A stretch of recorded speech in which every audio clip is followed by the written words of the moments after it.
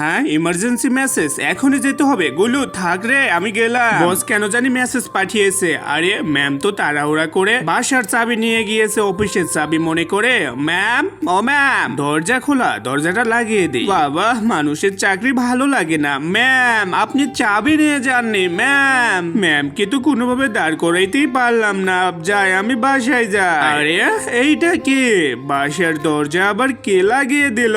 আমি তো রুমে যাইতে পারবো না, ম্যাম তো চাবি নিয়ে গেল।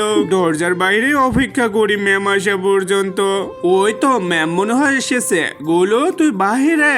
হ্যাঁ রে গুলো, ভুল করে বাসার চাবি নিয়ে গিয়েছিলাম, অফিসে আবার স্যারের চাবি দিয়ে অফিস খুলেছিলাম, আর তুই রুমে ঢুকতে পারিসনি। চল ম্যাম, তাহলে আপনি ফ্রেশ হয়ে নেন, আমি সবকিছু ক্লিন করতেছি।